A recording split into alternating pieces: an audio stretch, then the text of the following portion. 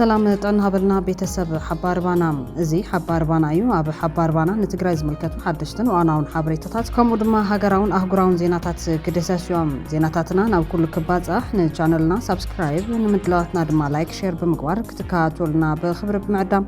ናብ ቀንዲ ነጥብታት ዜና ዝዕለት ክንሰገር ህዝቢ ትግራይ ናይ ምጽናት ፕሮጀክት ዝቕጽል ዘሎ ስርዓት ብልጽግና ንትግራይ ተመዲቡ ዝነበረ 239 ሚልዮን ብር በጀት ከም ዝኣገዱ ተፈሊጦም ትግራይ ንምውራር ኣብ ጽዕጽዕ ወታደራዊ ወፍሪ ዝርከብ መንግስቲ ኢትዮጵያ ኣብ ከባቢታት ወልቃይት ህጹጽ ወታደራዊ ኣኼባ ብምክያድ ንመጥቃዕቲ ተዳለዉ ዝብል ትእዛዝ ኣመሓላሊፉሎም ብኻልእ ወገን ካብ ላዕለዎት ኣዘዝቲ ሰራዊት ትግራይ ዝኾነ ጀነራል ዮሃንስ ወልደጀወርግስ ጆን መዲድ ድማ ብ4 ኣንፈት ከቢቡና ዝነበረ ጸላይ በይኑ ኣትሪፍናዮ ኣለና ኢሎም ጀነራል ዘውዱ በላይ ኣብ ዓፋር ንውድቦም ዘለና ተጋሩ ምስ ትግራይ ምውጋ ኣብዮምና ክብል ድሕሪ ምንጽርጻሩ ኣብ ዓፋር ብሽምሓራ መሬት ካብ ዝተወደቡ ዕጡቓት 16 ዕጡቓት ተጋሩ ናብ ዓዶም ኣትየመሎም ብኻልእ ሓበሬታ ሰራዊት ሱዳን ኣብ ጥቓ ኢትዮጵያ ከቢድ መጥቃዕቲ ከም ዝኸፈተ ኣፍሊጡ ኣሎ መሻርክቲ ኣብይ ካብ ዝኾኑ ወሰንቲ ጀነራላት ድማ ከም ዝተቐተሉ ተረጋጊጾም እዚኣቶም ካልኦት ኣገደስቲ ምዕባልታትን ሓባር ባና ሰዓት ሰዋድልኩም ኣሎም ሰናጽልኩም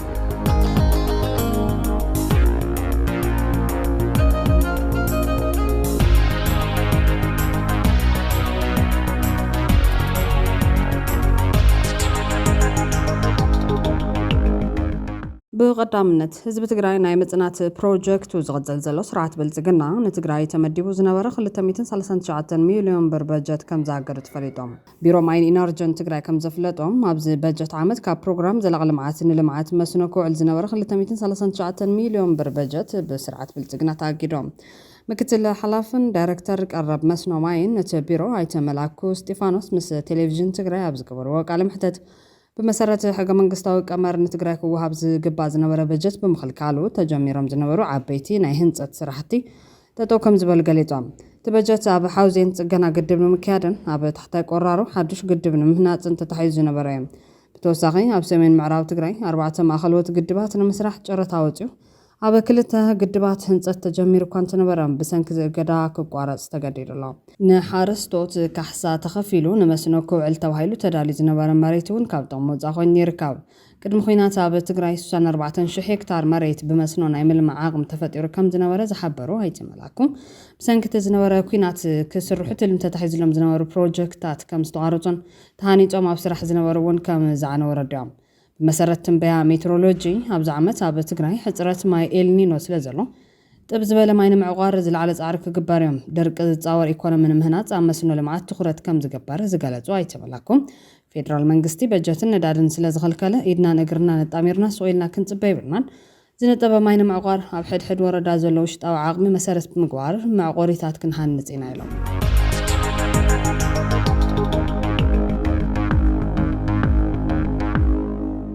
ትግራይ ንምውራር ኣብ ጽዕጽዕ ወታደራዊ ወፍሪ ዝርከብ መንግስቲ ኢትዮጵያ ኣብ ከባቢታት ወልቃይት ህጹጽ ወታደራዊ ኣኼባ ብምክያድ ንመጥቃዕቲ ተዳለዉ ዝብል ትእዛዝ ኣመሓላሊፎም ብኻልእ ወገን ካብ ላዕለዎት ኣዘዝቲ ሰራዊት ትግራይ ዝኾነ ጀነራል ዮሃንስ ወልደጀወርግስ ጆን መዲድ ድማ ብ4 ኣንፈት ከቢቡና ዝነበረ ጸላይ በይኑ ኣትሪፍናዮ ኣለና ኢሎም ዋና ኣዛዚ ሰሜን ምዕራብ እዝ ጀነራል ብርሃኑ በቀለ ኣብ ወልቃይት ህጹጽ ወታደራዊ ኣኼባ ኣካይዶም ኣብታ ኣኼባ ንኮርኔል ደመቀ ዘውዱ ሓዊሱ ኣብ ትሕቲ ክልል ኣምሓራ ተዋቒሩ ዘሎ ምምሕዳር ወረርቲ ሓይልታት ዝመርሑ ዘለዉ መራሕቲ ኣስመላሽ ኮሚቴ ዝተረኸብሉ ተኣኼባ ህወሓት ክትወረና እያ ሕዚ ኩሉ ሓይሊ ጸጥታ ኣብ ጎኒ ሰራዊት ኢትዮጵያ ይሰለፍ ዝብል ናይ ምልዓዓልን ወራርን ፕሮፓጋንዳ ክነዝሑ ምውዓሎም ተሰሚዖም እዚ ብልጽግና ኣብ ትግራይ ሙሉእ ወራር ንምፍጻም ኣብ ዝዳለሉ ዘለዋ ንዝተኻየደ ዝኣኼባ ንዘይተርፍ ወታደራዊ ወፍሪ ተዳለዉ ካብ ተከዘ ዝሰግር ሓይሊ ኣይህሉን ዝብል ፈኸራ ዝተሓውሶም እምባሩ ተገሊጾም እቶም ኣኼባ ዝመርሑ ኣዘዝቲ ሰራዊት ጸላኢሎም ዝጽውዕዎ ሓይሊ ምስ ናይ ውሽጥን ወፃኢን ሓይልታት ብምትሕብባር ሃገር ንምፍራስ ይሰርሕ ከም ዘሎ ክስ ቀሪቦም እዮም ኣብዚ ኣኼባ እዚ ኣብቲ ከባቢ ዘሎ ሓይሊ ንወታደራዊ ዕማም ከም ዝተዳለወ እውን መብሪ ተዋሂብሎም ንድሌት እቲ ዕማም ዝተዳለወ ኩሉ ዝተዋለደ ሓይሊ ፖሊስን ሚሊሻን ኣሎ ዝተባሃለ ክኸውን እንከሎ ኣብ ስራሕ ዘለዉ ኣባላት ሚሊሻ እውን ዝተዋሃቦም ዕማም ብኣግባቡ ይፍጽሙ ከም ዘለዉ ዝገልጽ ገምጋም ቀሪቦም ጀነራል ብርሃኑ በቀለ ኣብቲ እዋን ነቲ ዞባ ፍሉይ ዞባ ስለ ዝኾነ فولي قلحتا تواهيبو سرحتي كسرحي يقبا كبل تزاز هبوم ممحدار دمك زودو هم معراب تقراي متنات عليت كم زفتزم بمنيستر قداتو تا أمريكا حاويسو بتحلقت سوا مسلات كسي كم زغربا الوزكاريوم سبسلطانن حيل تاتزتان إثيوبيا مابزوا معراب تقراي هبلعل تقارو مقاس مسلات يفزامو كم زلو Human Rights Watch أفليجام زي حقا ماسترتي كمون عم انقصاص أب السرح أب أقلقلوت مركب كبير قادب مقبارن يغزل كم زلوت عالم لخاو تحلق سوا مسلح طايسوم مودة تور حمية زي عسران شدشن علاوي أبز قبرة زبطام كونات تقرأي كابز بقع عستات 4 عامت كواخوين انتلو علي توقهست بسفحي يغزلو الليلو نيروم كاب مجم مروان كونات تقرأي جميرم كاب تخبابز تبارور تقارو حزون أبز تفلها لكوابتات تخلل أبز ركبو معسكرات سدتينيتات أبز اسكحكح كونتات كم زركبو زبطوات حبروم استاد 1 مليون زخون زيغاتات بفلاي مس مفرامو على بريتوريا تاعسيرو نمربتهم كملسو تسفا غيرم زنورو خوينام زاغير غنا يتملسون اتي بسمز كلل امحاره توريرو زل كبابي معراب تግራይ ካብ ዋነት ኹናት ጀሚሩ ኣብ ትሕትቶም ወልቃይት ኢሎም ዘጽውዕዎን ዕጡቃት ሰምሓራት ይርከብ ብኻሊ ወገን ካብ ላዕሎት ኣዘዝቲ ሰራዊት ትግራይ ዝኾነ ጀነራል ዮሐንስ ወልደ ጆርግስ ጆን መዲድ ድማ ب4 أنفت كبيبنا زنبرة طلعي بينو عطرفنا يعلنا يلوم كابتم لعلوت عزز سراوي تقري حدا زغونة جنرال يوحنس ولد جورجس جون مديد ب4 أنفت كبيبنا زنبرة طلعي هسلالفو بطاطسنا نبلصقنا بينو عطرفنا يعلنا كبل تسميعهم بتعمل بزحات حيلتات بتعمل بزحات بتكنولوجي نايت زبنو تكنولوجي زفريم عتقتات تعطيهم كتفونا بيتي زخونا نايدقن نايوشتنا عبيت حيلتات مكيتنا اتشع تفكير زنبرة تجارون أي مدفعنا السلال الفتات بتنتنا بيلنا أب زوانا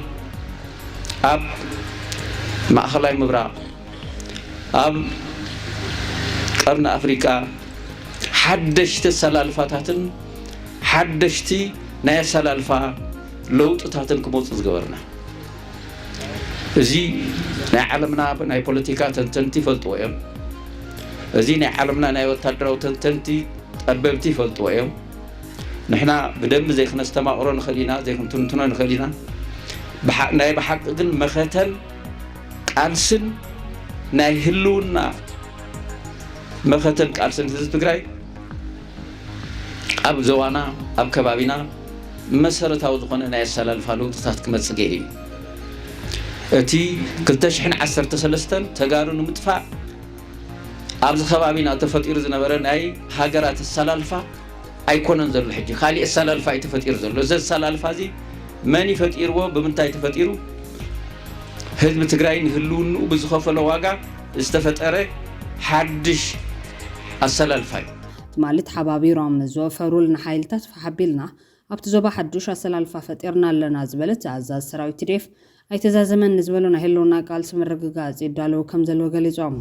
ጸላትና ብዙሕ ነገር ይሓስቡሎም ብዙሕ ነገር ድማ ክፈርሶም ይክብል ወሲኹት ጀነራል ካብ ሰማዕ ፕሪቶሪያ እንዳሓር ሓድሽ ናይ ሓይል አሰላልፋ ክፍጠር ከም ዝገበሩ ዝገለጸ ጀነራል ጆን መዲድ ኣብ 2013 ዓ.ም ካብ ጉርባብት ሃገራት ክሳብ ናይ ውሽጢ ሃገር ሓይልታት ኣተሓባቢሩ ዝወፈረልና ጸላይ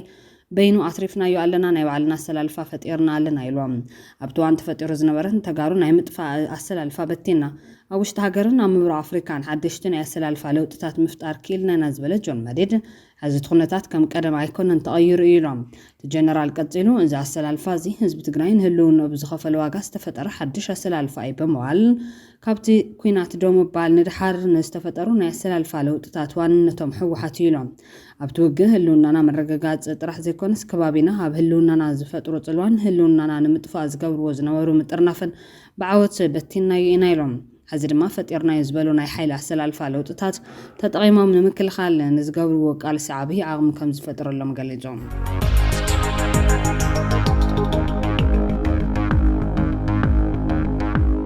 جنرال زود بلاي أب عفار نود ومزلنا تجارب مستقرب مو وقابي منا قبل دحر من صرصارو أب عفار بشم حرام مريت كابستود وعطوات 16 عطوات تجارنا بعد دمات يملهم بخالي زينا دما فانو قبل على سراويت سرعة بلزقنا بزخفته متقاطي قبل على سراويت سرعة كبير كسارة كم دسعة بقليجوم إذا كم زل خوينو سرعة دما ننصحان إلى ما زكبرنا نايجيتن هليكوبتر دبدا فتيملهم ነበር ምክትል አዛዚ ሬጅመንት ዝርከብዎም ተጋሩ ምስ ስድሮም ከይራኸቡ ርክብ ስልኪ ከም ዝኽልከሉ ተዛሪቦም ዕላምኡ ዝሰሓተ ዝበልዎ ምንቅስቓስ ጸረ ህዝቢ ትግራይ ብምዃኑ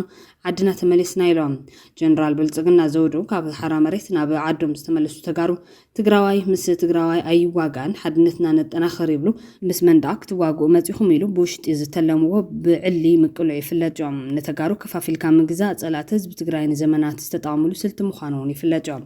እዚ ትግራይ ንምጥፋእ ብወገን ዓፋር ዕጡቓት ተጋሩ ብወገን ምዕራብ ትግራይ ድማ ዘብዕተከዘ ዝሰማዮም ዕጡቓት ደመቀ ዘውዱ ኣብ ምስልጣን ዝርከብ ስርዓት ብልጽግና ብፋኖ ኣብ ክልል ኣምሓራ ከቢድ ክሳራ ይጉልበብ ከም ዘሎ ዝሕበር ፋኖ ኣብ ጎጃም ልማዓንቲ ብዝወሰዱ መጥቃዕቲ ካብ ደብረ ማርቆስ ቀረባ ርሕቐት እትርከብ ከተማ አማኑኤል ከም ዝተዋፀረ ፍሊጦም ፋኖ ኣብ ባህር ዳር ከባቢ መኮድ እውን ዕውት ስርሒት ምክያድ ሓቢሩሎም ብኻሊ ዜና ዕጡቓት ቤንሻንጉል ጉሙዝ ዝበርቃዊ መጥቃዕቲ ቀፂሎም ኣለዎም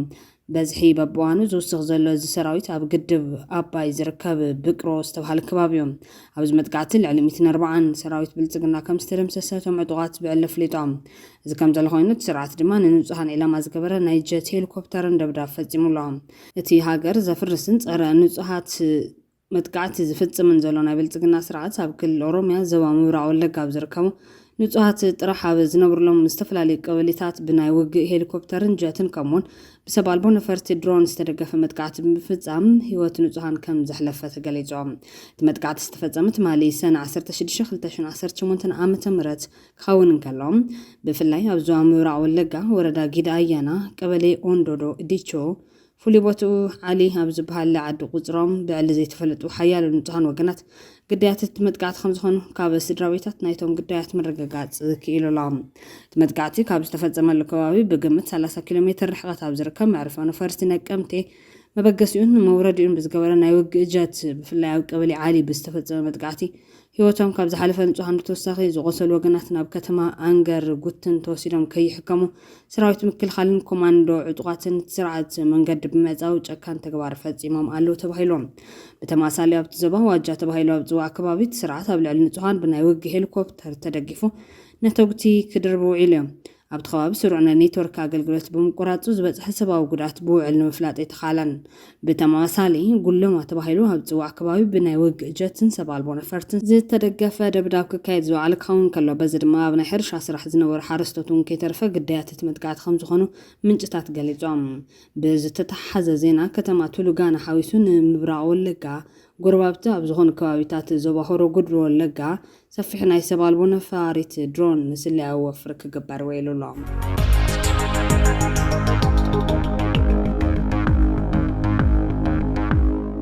ምእንተ ህላዊ ትግራይ ኣካሎም ዝጎደሉ ጀጋኑ ሰራዊት ትግራይ ወፍሪ ሕክምና ክግበረሎም ዕላዊ ወፍሪ ተጀሚሮም ቅድሚ ሕዚን ኣካል ጉድኣት ዝውሃበ ትኹረት ትሑት ብዝብል መንግስቲ ክውቀስ ፀኒሑ እዩ ሕዚ ግን ናይቲ ክልል ዓቕሚ ብዘገናዘበ መልክዑ ጉድኣት ክሕከሙ ብዝተተሓዘ ኣንፈት መሰረት ብምትሕባር ኮሚሽን ሓርበኛታት ትግራይን ማእኸል ጥዕና ሰራዊት ትግራይን ካልኣይ ዙር መድረኽ ወፍሪ ሕክምና ንምንዋሕ ዳግመ ህንፀትን ታሕተዋይ መሓውር ጉድኣት ኩናት ትግራይን ተጀሚሮም ሎም 17 ሰነ 2018 ዓ.ም ብምትሕባር ኮሚሽን ሓርበኛታት ትግራይን ማእኸል ጥዕና ሰራዊት ትግራይን ካልኣይ ዙር ወፍሪ ሕክምና ምንዋሕን ዳግመ ህንፀትን ታሕተዋይ መሓውር ጉድኣት ኩናት ተጋደልቲ ህላው ኮይኑሎም ኣብቲ ዕላዊ መድረኽ ዝተረኸቡ ሜዲካል ዳይሬክተር ማእኸል ጥዕና ሪፈራል ሆስፒታል ሰራዊት ትግራይ ዶክተር ካሕሳይ ተኽሎም ኮሚሽን ሓርበኛታት ትግራይን ማእኸል ጥዕና ሰራዊት ትግራይን ኣብ ቀዳማይ ዙር 99 ጉድኣት ኩናት ሓርበኛታት ከም ዝተሓከሙ ብምሕባር ሕዚ ድማ ካልኣይ ዙር ወፍሪ ሕክምናን ምንዋሕን ዳግመ ህንፀትን ታሕተዋይ መሓውር ጉድኣት ተጋደልቲ ከም ዝጀምሩ ገሊፆም ብመሰረት እዚ ኣብ ካልኣይ ዙር ወፍሪ ሕክምና ምንዋሕን ዳግመ ህንፀት ታሕተዋይ መሓውር ጉድኣት ኩናት ተጋደልቲ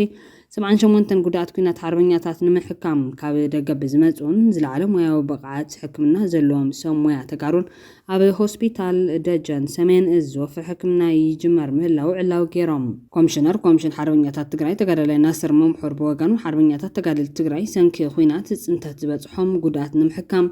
ልዕሊ 60 ሚልዮን ብር ከም ዘድሊ ብምግላጽ ነዚኦም ንምሕካምን እግርን ምትካልን ኣብ ውሽጢ ዓድን ወፃን ዝርከቡ ተጋሩ ፈተውቲ ተጋሩን መንግስታውያን ዘይመንግስታውያን ኣካላትን ኣድላይ ዘበለ ሓገዝን ክገብሩ ፀዊዖም ኣብቲ ዝካየድ ዘሎ መድረኽ ኣፈ ጉባኤ ክልል ትግራይ ተጋዳሊት ኪሮስ ሓጎስ ኣባል ስራሕ ፈጻሚ ውድብ ሕወሓትን ኣካባቢ ብሄራዊ ኮሚቴ ምትእኽኻብ ሃፍትን ዶክተር ኣብርሃም ተኸስተ ኣባል ማእኸላይ ኮሚቴን ሓላፊ ቢሮ ጉዳይ ኮሙኒኬሽንን ዶክተር ኣብርሃም ሓጎስ ካልኦት ኣመራርሓን ተረኺቦም እዮም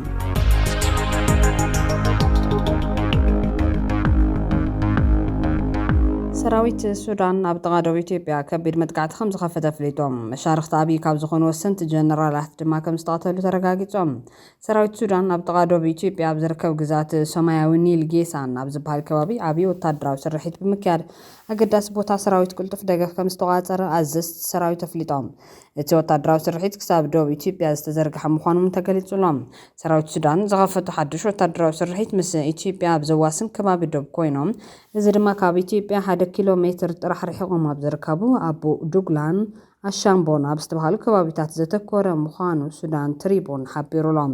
እዚ ሓድሽ ወታደራዊ ስርሒት ብጀነራል ጆሴፍ ቱካ ይምራሕ ከም ዘሎ ዝተሓበረ ኮይኑ ኣብ ትሕቲ ቁጥጥር ምንቅስቓስ ሓርነት ህዝቢ ሱዳን ሰሜን ዝነበረ ኣልባር ዝተባሃለ ቀንዲ ማዕስከር ሰይሮም ብምእታው ሙሉ በሙሉ ከም ዝተቆጻጸርዎ ተገሊጾም ብተወሳኺ ኣብ ዝዋን ስልታዊ ኣገዳስነት ኣብ ዘለዎምን ምስ ኢትዮጵያ ኣብ ዝዋሰኑን ከባቢታት ኩርሙክን ጌሳንን እቲ ውግእ ከም ዝቐጸለት ጸብጻብ የመልክት ሰራዊት ሱዳን ኣብ ከባቢታት ምስ ሓይልታት ቅልጡፍ ደገፍን ምንቅስቓስ ሓርነት ህዝቢ ሱዳንን ዝተመስረተ ልፍንቲ ዝዋጋ ዘሎ ሱዳን ነቲ ኣብ ግዛት ሰማያዊ ኒል ዝንቀሳቐስ ዘሎ ልፍንታዊ ሓይሊ ኢትዮጵያ ናይ ሎጂስቲክስ ደገፍ ትብኣላ ክትብል ከም ዝኸሰሰት ሱዳን ትሪቡን ወሲኹ ይሕበር ስርሒት ክቕጽል ምዃኑ ዝገለጹ ኣዘዝቲ ሰራዊት ሱዳን ክሳብ መስመር ደቡብ ኢትዮጵያ ዘሎ ከባቢ ሙሉ በሙሉ ንምቁጽጻር ከም ዝዓለሙ ጠቒሶም ከባቢ ነዊሕ ታሪኽ ዓውደ ኩናት ዘለዎ ኮይኑ ኣብ መንጎ መንግስቲ ካርቱምን ብገዲም መራሒ ጆን ጋራንግ ይምራሕ ብዝነበረ ሰራዊት ሓርነት ህዝቢ ሱዳንን ኣብ 2005 መስርሕ ስምምዕ ሰላም ቅድሚ ምፍራሙ ን22 ዓመታት ኣብ ዝቐጸለ ኩናት ሕድሕድ ቀንዲ መስመር ዓውደ ውግእ ከም ዝነበረ ይዝካር እዚ ከም ዘሎ ኮይኑ ክልተ ቁልፊ ሰባት ኣብዪ ኣሕመድ ዝኾኑ ላዕሎዎት ኣዘዝቲ ሰራዊት ጀነራላት እንትቕተሎም ሓንቲ ዓባይ ድሮን ድማ ከም ዝተሓምሸሸት ተረጋጊጹሎም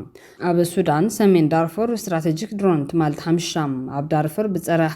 ኣየር ሓይልታት ሱዳን ዝወደቐት ድሮን CH-95 ዝዓይነታ ስርሒት ቻይና እያ ሚድያ ብሉ ናይል ቴሌቪዥን ንውሃብ ቃል ሰራዊት ሱዳን ጸሪሑ ኣብ ዘቕረቦ ጸብጻብ ሎማዓንቲ ንግሆ ድሮን ከም ዝወደቐት ሓቢሩሎም ብኻሊእ ዜና ክልተ ምስ ኣብዪ ኣሕመድ ሽርክና ዝነበሮም ጀነራላት ሕሜቲ RSF ኣብ ክልል ብሉ ናይል በመጥቃዕቲ ድሮን ተቐቲሎም እዮም ክልቲኦም ጀነራላት ካብ ስዑዲ በኣዲስ ኣበባ ቀፂሉ ቤንሻንጉል ጉሙዝ ገይሮም ናብ ሱዳን ግዛት ብሉ ናይል ዝኣተው እዮም ቅድሚ 2 መዓልቲ ድማ ሰራዊት ሱዳን ብዝወሰዶ ዝተጸንዐ መጥቃዕቲ ድሮን ከም ዝተቐተሉ ተረጋጊጾም ሰራዊት ሱዳን ኣብ ክልል ብሉ ናይል ከባቢ ኣልባር መሊሱ ከም ዝተቆጻጸረ ኣብ ዘፍለጠሉ ቅጽበት እቶም ምስ ኣብዪ ኣሕመድ ሽርክና ዘሎም ኣዘዝቲ RSF ተቐቲሎም ዘሎም ኣብ ሱዳን ግዛት ብሉ ናይል ሰራዊት ሱዳን ዝተወቕዑ ጀነራላት ሕሜቲ ኣዲስ ኣበባ ብጽኑዕ ይሕከሙ ከም ዘለዉ እውን ዝተሓበረ ኮይኖም ካልኦት በዝሒ ዘሎም ላዕሎዎት ኣመራርሓ ድማ ኣብ ቤንሻንጉል ጉሙዝ ኣሶሳ ሕክምና መሊኦም ይርከቡ ተባሂሎም ስርዓት ብልጽግና ምስ ዩናይትድ ዓረብ ኢማራት ብምሽራኽን ንRSF ብምሕጋዝን ኣብ ኩናት ሕድሕድ ሱዳን ኢዳ ከም ዝሓወሰት ዝተፈላለዩ ዓለም ለኻዊ ሚድያታት ተሓለቕቲ ሰብኣዊ መሰላትን ምጽብጻቦም ይፍለጥ እዮም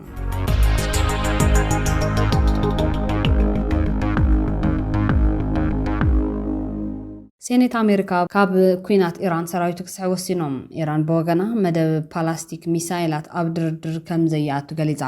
ፕረዚደንት ዶናልድ ትራምፕ ሰራዊት ኣሜሪካ ካብ ኩናት ኢራን ክስሕብ ዘገድድ ውሳነ ሴኔት ኣሜሪካ ብ48 ድምፂ ኣጽዲቖም እዚ ውሳነ ክልቲአን ሃገራት ኣብ ስዊዘርላንድ ቋሚ ተኹሲ ደው ንምባል ኣብ ዝዘራረባሉ ዘለዎ እዋን ዝተፈጸመ ኮይኖም ተዘራረብ እንተፈሽሉ ኣሜሪካ ኣብ ካሊእ ኩናት ከይተኣቱ ዝዓለመ እዩ ፕረዚደንት ትራምፕ ብወገኑ ነቲ ውሳነ ኣዝዩ ደንጉዩን ትርጉም ኣልቦን ክብል ንዓይፈሎም ንጻዕርታት ሰላም ማእኸላይ ምብራቕ እንቅፋት ይክብል እውን ተዛሪቦም ኢራን ብወገና መደብ ፓላስቲክ ሚሳይላት ኣብ ድርድር ከም ዘየኣቱ ገሊጻ ፕረዚደንት ኢራን ማሳድ ፔዜሽኪያን ብዘይህላዊ ሚሳይላት ሃገሩ ልክዕ ከም ጋዛ ምስ ተቐየረት ነይራ በማለት መደብ ፓላስቲክ ሚሳይላት ኢራን ኣብ ድርድር ከም ዘይቐርብ ገሊጾም ፕረዚደንት ኢራን ማሳድ ኣብ ርእሰ ከተማ ፓኪስታን ኢስላማባድ ብዛዕባ እቲ ኣብ መንጎ ቴህራንን ዋሽንግተንን ዝካየድ ዘሎ ድርድር ብዝምልከት ኣብ ዝሃቦ መግለጺ እቶም ንርእሰ ምክልኻልና ዝውዕሉ ሚሳይላት እንተዘይህልው ነይሮም እስራኤልን ኣሜሪካን ልክዕ ከም ጋዛ ንኢራን ሓሪሰን ኣምሃለዋ ንኣረጋውያን ይኹን ንመናስያት ዝኾነ ምሕረት ኣይምገበራን ክብል ጠቒሶም ምስ ዝኾነ ሰብ ኣብ ትሕቲ ዝኾነ ኩነታት ፈጺምና ብዛዕባ ዓቕሚ ምክልኻል ኣመልኪትና ኣይንደራደርን ኢና ክብል እውን ወሲኹ ገሊጾም ኢራን ኣብ ዝመጽእ ድርድር ጥንካረታት ሃገራዊ ረብሓታትን ብጽኑዕ ከም እትሕሉን ኣብ መደብ ሚሳይላት ዝኾነ ይኹን ድርድር ከም ዘይትቕበልን እውን ኣስሚራ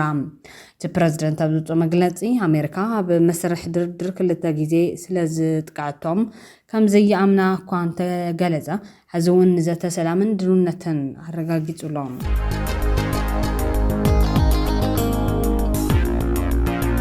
ብህትዋትን ክብራትን ቤተሰብ ሓባር ባና ነዝዕለት ዝሓዝናዮም ሓበሬታታት ኣብ ዝኸምሪትና ንቻነልና ሳብስክራይብ ንምድላዋትና ድማ ላይክ ሼር ብምግባር ቤተሰብ ሓባር ባና ይኹኑ። ሰላም